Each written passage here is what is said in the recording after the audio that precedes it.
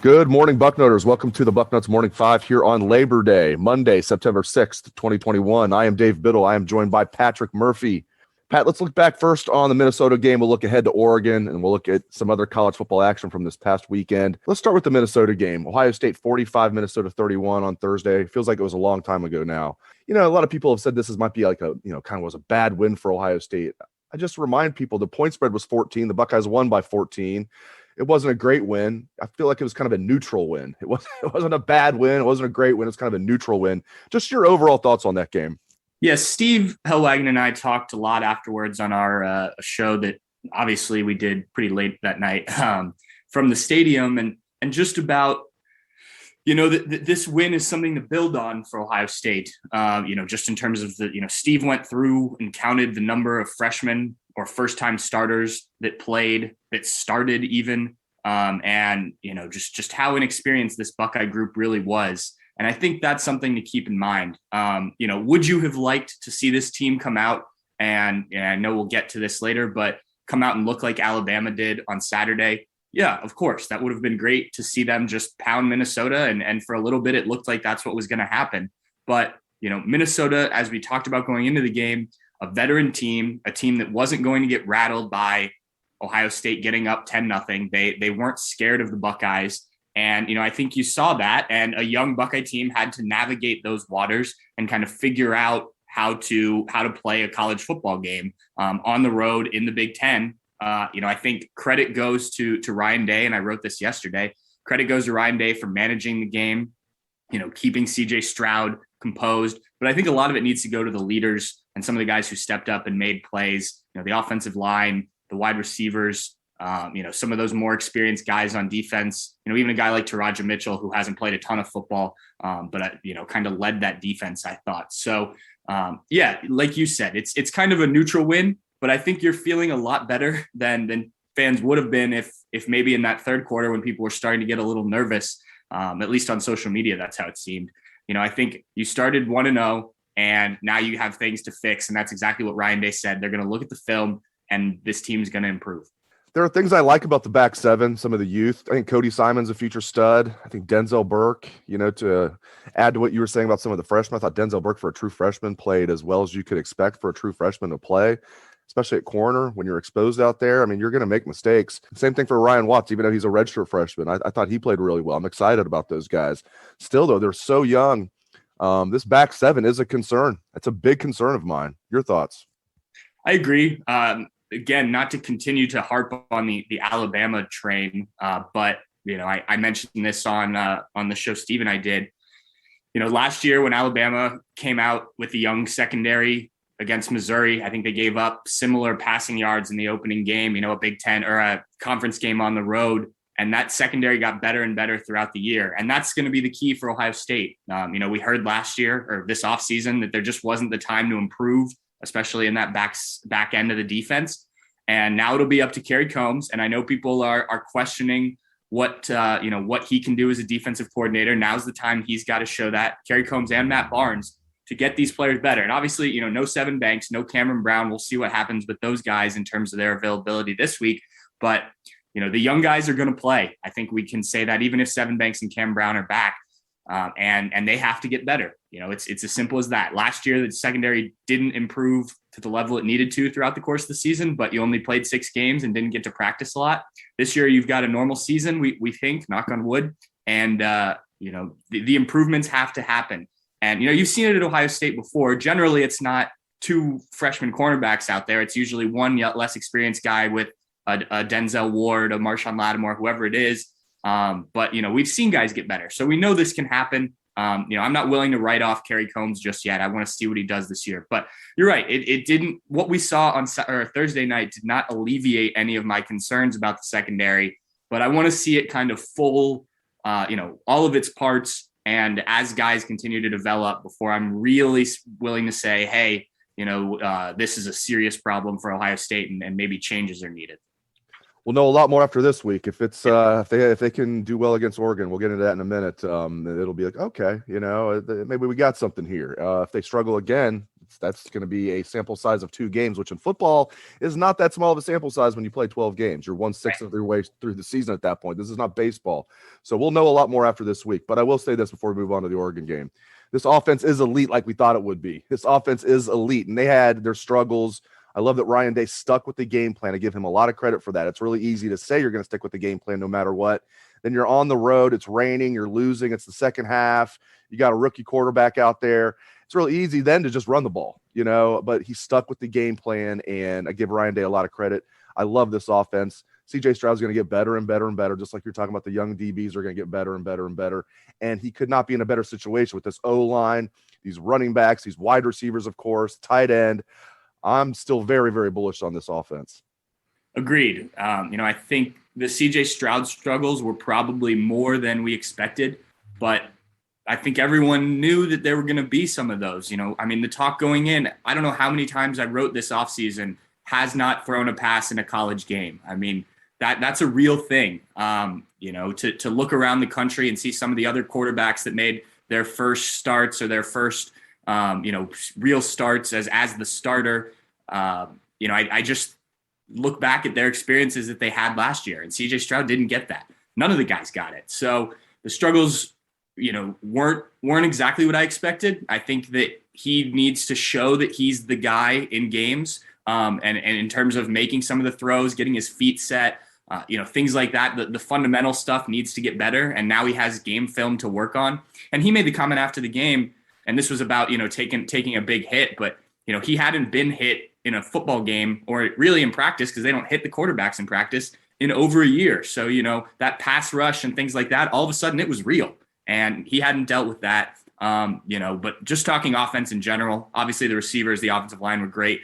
I really credit Ryan Day and Tony Alford for deciding to go with the 2 running backs that seem to be the top 2 running backs on this depth chart. I've said it over and over again. I think Master Teague's going to have a role on this team, but until the game was settled, it was just the Mayan Williams with a little bit of Travion Henderson sprinkled in, and I could do with some more Travion Henderson in that mix. But as I wrote on Twitter at halftime, those are the 2 guys that need to touch the ball the most. If you want to use Master Teague and Marcus Crowley in certain situations, I think that's fine. But to me, those are your 2 running backs, and figure out how to keep other guys happy, because they clearly look, one game, but they clearly look the most talented in terms of who should be touching the ball in the backfield.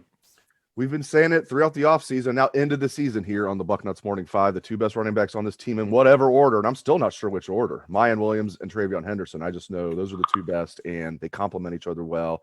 And I agree with you. Another thing we've said is Master Teague's going to have a role on this team. I am glad he is on this team. Like, it's a luxury to have a guy like Master Teague as the 3rd best tailback, if he is in fact the 3rd best tailback.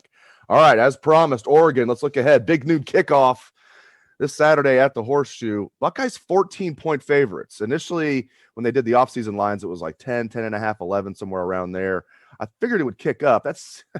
So once again, the Buckeyes are favored by 14. That seems a little bit, too high to me, but I get it though. Oregon looked, as you pointed out before we started the show, I followed along their score against Fresno State, but I did not watch that game. Phil Steele thinks, Fresno State's going to be pretty good this year, but man, Oregon struggled against Fresno State. So, and Ohio State, again, it was a neutral win over Minnesota. They didn't struggle. They didn't look great. So I understand why it's ticked up, but 14 seems like a bit much. Your thoughts on the point spread, your thoughts on this matchup overall? Yeah, 14 seems a little high. When I wrote about it yesterday, that I think, obviously this is roughly the same spread as I guess it is the same spread as the Minnesota game, but obviously Ohio State's at home. So the odds makers think a little bit more of Oregon, but yeah, I watched that Oregon game this weekend, and at times they looked good. Up 14-0 in the first quarter. I was like, all right, like I can see this is going to be a fun game next weekend. And then they let Fresno State back into the game. Fresno State turned the ball over 3 times, 3 fumbles. If that doesn't happen, Fresno State probably walks out of Eugene with a win. They outgained Oregon 373 yards, 358.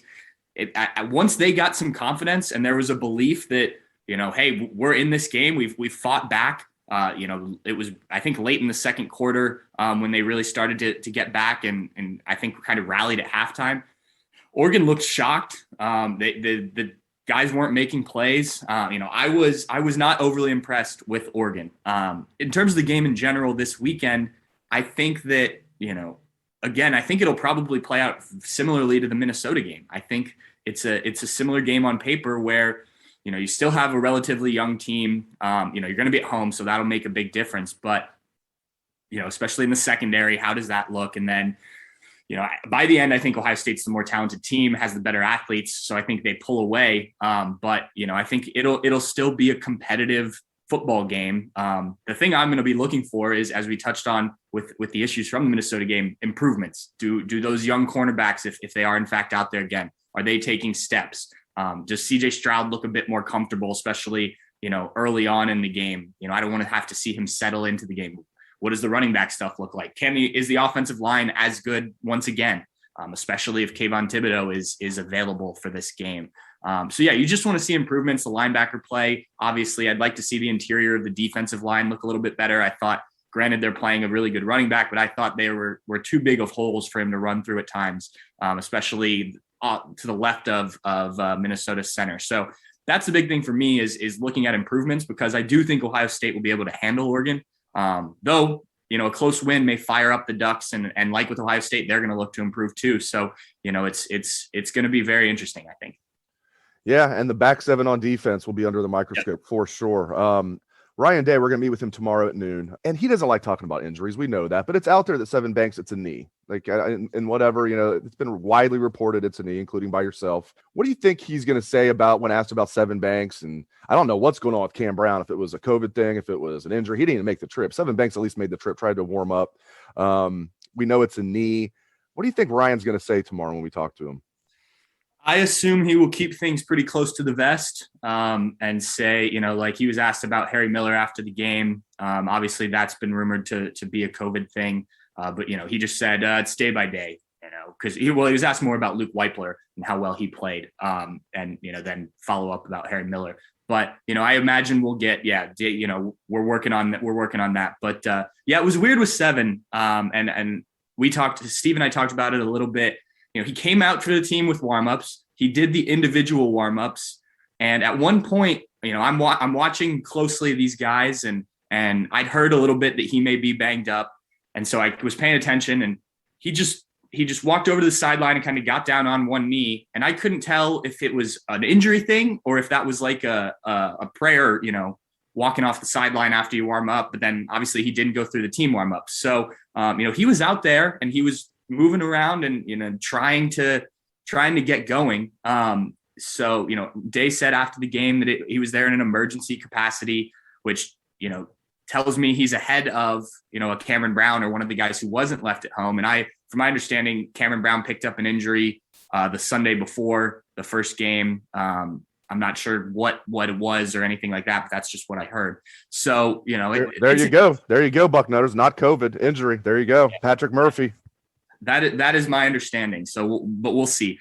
But it'll be very interesting to see what Coach Day says about both guys. I think obviously they would like to have them out there or at least available. Especially in a big game like this. I did think it was interesting. Ryan Day said we want to go 1-0 this week, referring to the Minnesota game. 1-0 next week, and then we can come up for air talking about the next two non-conference games. So, I think they're going to do whatever they can to get through this one 2-0. And then, I think they even are willing to admit that, that's when they can kind of, take it a little bit easier. Obviously you can't take an opponent lightly if you're the Buckeyes, but take it a little bit easier against those kind of non-Power 5 conference or non-conference opponents after that. All right, big week of college football. It being week 1 was fantastic. I know we had week 0, but this was just fantastic. Wall-to-wall college football. It's not even over yet. We'll have Louisville and Ole Miss tonight. But it's pretty much over. That's the only game left. Man, what a lot of great football. Let's start in the Big Ten. Iowa looked fantastic, 34-6 over Indiana. My gosh, I watched a lot of that game. I watched a lot of the Penn State game. Penn State Wisconsin, slugfest or slop fest, however you want to articulate it. Penn State, big win for them, 16-10. I tell you what, I've been saying, I don't think Michigan's going to be very good. They looked really good. And Western Michigan's going to be one of the best teams in the MAC. I know it's a MAC team, but still, Michigan looked great, 47-14. They were only favored by 16.5. They doubled that, won by 33. Michigan looked good to me, particularly on defense. I mean, their offense looked good. They had some explosive plays, but, Michigan looked good to me. Just your thoughts from around the Big Ten. Yeah, that Iowa-Indiana game was the one I think that caught most people's eye. We've been talking Indiana up all offseason. I even thought they were a little undervalued in terms of when the preseason rankings came out. But that team did not look ready to play. I know Michael Penix is coming back from the injury, but you expect him after the season he had last year to take a step forward. I expected this whole Indiana program to take a step forward. Over the last 3 years, they've really progressed slowly. And, were they going to be a one-loss team again this year? I don't know, but I expected them to be better than that, but credit to Iowa. And you mentioned the Michigan game. I thought they looked very good too. I want to see them against a Big Ten opponent, but I don't, based on that one game, I don't think they're going to be as bad maybe as some people predicted. The demise of the program. I know at one point you and I talked about them maybe not even getting over 500 this year. So we'll see what happens, but that was a very good start for the Wolverines. And I think good for Penn State in terms of the Big Ten East, getting that win, against a good Wisconsin team. You would have liked to see a little bit better offensive performance by both teams, but it's Big Ten football. It's back, baby. And another kind of Big Ten football-ish game was Clemson and Georgia, except Georgia's defense looked like an NFL defense. My goodness gracious, they were flying around. Clemson, 180 total yards for the game on offense, 2 rushing yards. Clemson finished with 2 rushing yards. This Georgia defense is legit, but not a lot of offense to write home about. Even Georgia, their one touchdown was a defensive touchdown. It was 0-0. It was almost like the Penn State-Wisconsin game. It almost was 0-0 at halftime, but Georgia had that pick 6 to get on the board there at the end of the first half. I don't know, man. I don't know what to make. Clemson didn't look very good to me. DJ does not look good. I mean, I don't know. And when you're playing against an elite defense, it's going to be tough as a quarterback. But your thoughts on Georgia beating Clemson 10-3? Yeah, that I went into that game. I had a couple people ask me leading in the weekend, from an Ohio State perspective, who do you want to win this game? Do you want Clemson to kind of be eliminated or not eliminated? They're playing a good team, and I really didn't have a good answer, a good feel to what way you should cheer in that game. But yeah, I think if you're an Ohio State fan, you feel okay about CJ Stroud, given what you saw, those quarterbacks do. You mentioned it, really good defense. I thought it was interesting. Our Josh Pate, I know who you work with quite a bit at 247 with the podcasts and video stuff, put out a thing earlier today on Twitter about the lack of energy on the Clemson, sideline coming out of the locker room compared to Georgia. He was at the game, and it just how different those two teams looked coming out of the locker room. One looked jacked up and ready to go, and Clemson, who was always very businesslike under Dabo Swinney, we've seen it at bowl games and in the playoff. But you'd think to start a season, new quarterback, you're at this big game, there'd be more juice. So I thought that was interesting. I don't think either of these teams, regardless of the result, was going to be out of it, like I said. But yeah, Clemson's certainly got some work to do. I think, like I said before, I think if you're an Ohio State fan, seeing that, knowing what Clemson's program has been, you feel okay about getting out 1-0 against what I still think will be a pretty good Minnesota side. Let's close the show talking about some other action across college football, and you can mention a game that I leave off here, but Bama looked like the juggernaut that we thought they would be. As you mentioned, they looked even better than I thought they would. And I thought Miami might be overrated, but still Bama just blew the doors off of them. Oklahoma did not blow the doors off Tulane. Oklahoma survived against Tulane. Oklahoma 40, Tulane 35. How about that? The Sooners just getting by with a 5-point win over Tulane. Washington, who Michigan will play this coming week in Ann Arbor. Initially, Washington was favored in that game. Now Michigan's a 4.5-point favorite because Washington managed to lose to FCS Montana. And then, of course, last night, Notre Dame in overtime, squeaking past Florida State. What was it, 38-35 or 41-38? Notre Dame by a field goal over Florida State in overtime last night. Your thoughts on some of those games? Yeah, you said it. Alabama looked like a juggernaut. I think it's at this point through week one. And again, I want to remind people, it's only week one. A lot will change throughout the course of the season. Teams will get better, injuries will happen, things like that. But Alabama looks like a class of their own in this year's college football. That program just rolls. Yeah, the Oklahoma game really surprised me. I had it on. I ended up switching over when the Oregon game started, and then saw that it got close again, so switched it back on a different TV just to watch the end. It seemed, they started slow and then they seemed to get it going. It was funny on the halftime show of the noon Fox game. It was struggles for another top 10 team, but by halftime they were up by 20. So were they really struggling? And then turns out in the second half they did. I was surprised with Spencer Rattler's play. He didn't look like the Heisman Trophy favorite a lot in that game. So the big takeaways I had from week one, and again, week one, Pac-12 and ACC just look rough. North Carolina loses. You mentioned Washington. The Ducks struggled. USC looked good, I guess, but it was not a good week for those two conferences. So it'll be interesting. Things are going to change, like I said, but it's just fun to have football on. It was nice, as someone in the media to just be able to watch this weekend, given that the game was on Thursday and not have to worry about that. I don't get many of those days. I know you don't either. So fun to be able to do that. And just a fun weekend in general. But those were some of my takeaways.